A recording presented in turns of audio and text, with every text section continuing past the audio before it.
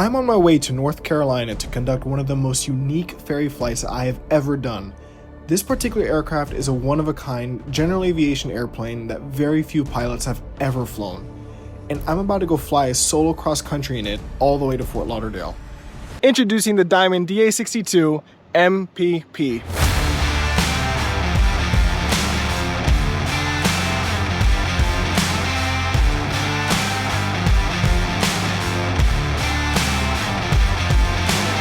Now, everyone has seen a normal Diamond DA62, but the MPP in particular is special. MPP stands for Multi-Purpose Platform, which means that the airplane is capable of performing multiple different kinds of missions, such as law enforcement operations, search and rescue, land and sea surveillance, disaster management, infrastructure and environmental monitoring, and so much more. Now, when you first look at this airplane, there are so many visible differences compared to a normal Diamond DA62. The first being this color. This looks like a military aircraft, and the reason why it is painted this matte gray color is to reduce its reflection and observability while in the air. Now, right here along the nose section of the airplane is where the camera is supposed to be mounted.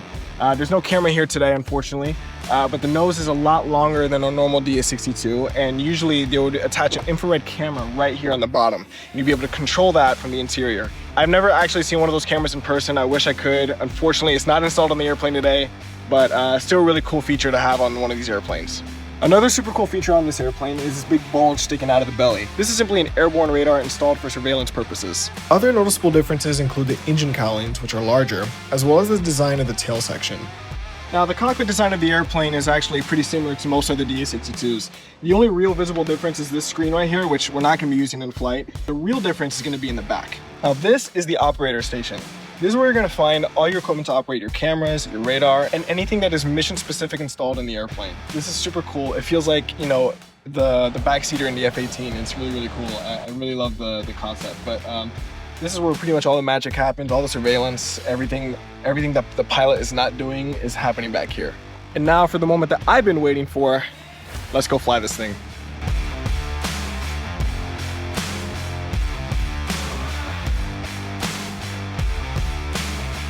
Automated weather observation 182 1 Zulu weather wind 330 at 7 wind variable between 300 and 360 visibility 10 ceiling missing temperature 2. Now, the one negative thing I'll say about this airplane is that there is no AC. I'm so spoiled. Land traffic. Alright, we're cleared to go. And Diamond Carolina Regional 878 Mike Papa, holding short 182 on Alpha, and we're lining up. Alright, we're lined up, ready to go. Let's go full power, static takeoff.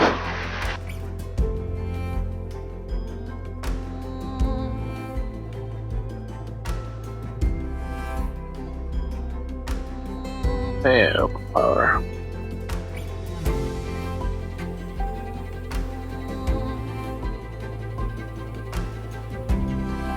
Airspeed's live, everything's in the green.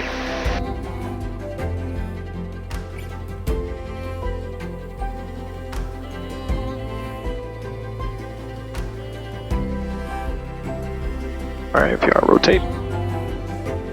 Pause the brake, you're up.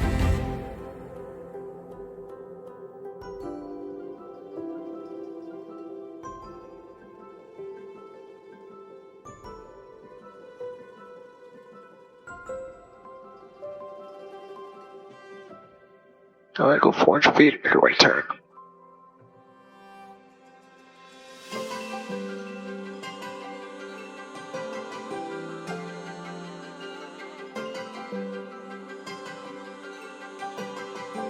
Alright, 1,000 feet, flaps up, climb power, climb check.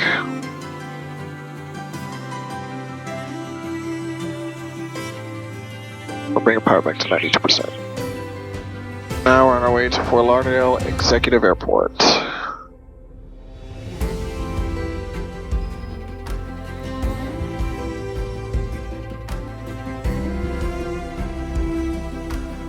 Now, I'm not gonna lie, this is probably one of the coolest airplanes I have flown to date. I literally feel like an F-18 pilot right now, flying through the sky towards Fort Lauderdale. This is really, really cool. One of the coolest airplanes ever, and I'm so happy that I'm flying this right now. This is so cool.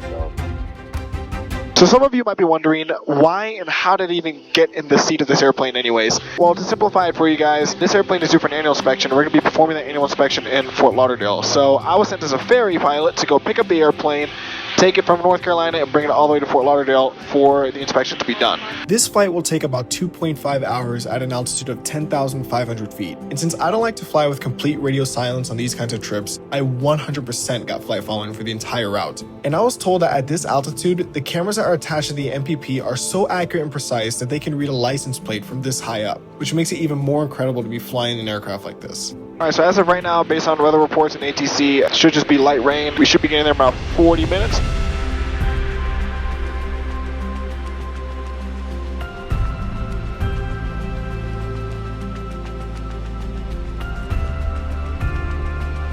Okay, ticket tower number 878, Mike Papa, inbound, full stop. We are about 10 miles to the, correction, 8 miles to the north. Alright, so make Mike Papa, enter midfield, right downwind runway 27, reduce the slowest vector, speed number 4 for the field. Alright, midfield, right downwind runway 27, 878, Mike Papa. Alright, Mike Papa, turn base, traffic, holding in position. Turn base, Mike Papa.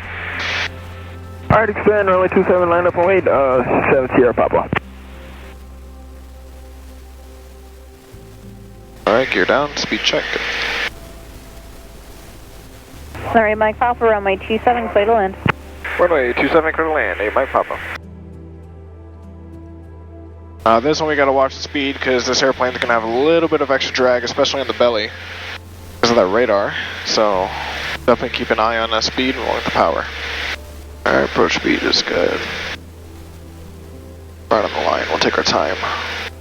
130 Kilo, accept our runway 27, line light traffic, Gulfstream 8 mile final.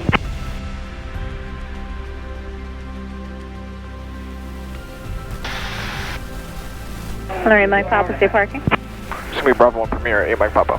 Flying this airplane was an amazing experience, and it was definitely one of the most unique airplanes I've ever flown.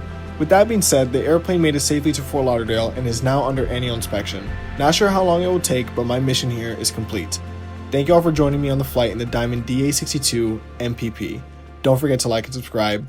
See you guys later.